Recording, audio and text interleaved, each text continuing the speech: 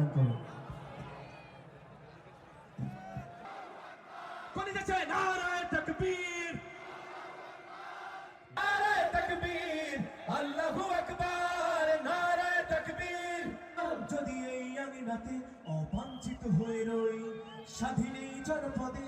আমরা চাই একটি মানবিক বাংলাদেশ, আমরা চাই একটি চাঁদাবাজ মুক্ত বাংলাদেশ, আমরা চাই সন্ত্রাসবাদ মুক্ত বাংলাদেশ এবং আমরা চাই শান্তি এবং সুশাসনের বাংলাদেশ। গত 17 বছর আমরা যে জুলুম এবং নির্যাতন বিরোধী পক্ষের ওপর দেখেছিলাম, আমরা এই বাংলাদেশ আর চাই না। এখানে সরকার দল যেই যাক, বিরোধী দল যেই যাক, আমাদের একটা সহাবস্থান দরকার, যেন আমরা সবাই নিজ নিজ আদর্শিক রাজনীতি করতে পারি।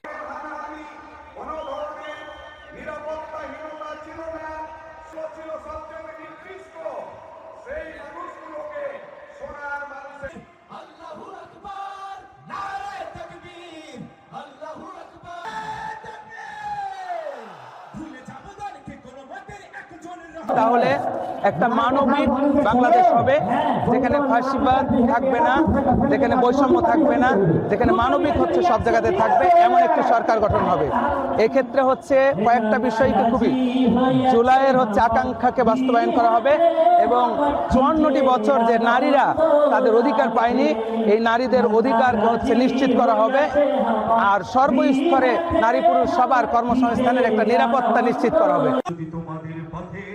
মনে করো আমাদের ষড়যন্ত্রের ঝালমুড়ি আকাশে যদি না শোকাতে কত ঘরে বসে সবে করা আমার এবার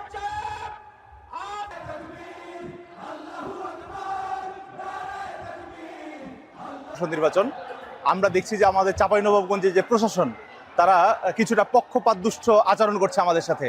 আমরা দেখছি যে আমাদের প্রতিদ্বন্দ্বী যে প্রার্থী আছে, উনি অহরহ আচরণবিধি লঙ্ঘন করে চলছেন। তার ব্যানার, ফেস্টুন বৈদ্যুতিক তারগুলাতে ঝুলছে।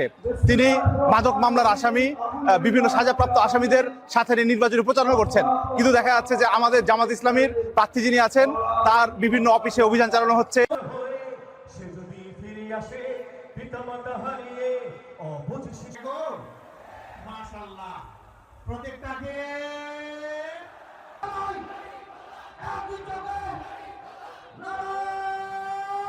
বছরের শাসন হোক আর অপশাসন হোক, তা দেখেছে।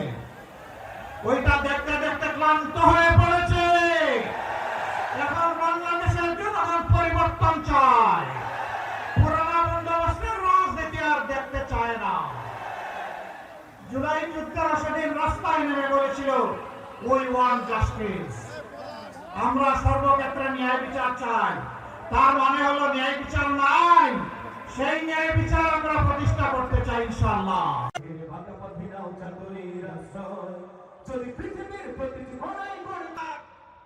এরা বলতে শুরু করেছে যে রেডিও টিভির সুবাদে আনতে হবে মাঠে, বইছে বাতাস বইরে তৈরি থেকো। ব্যবধানে আগামী 12 ফেব্রুয়ারি বাংলাদেশের ত্রয়োদশ জাতীয় সংসদ নির্বাচন। If you like this video, then like, share and subscribe to Mirror Now.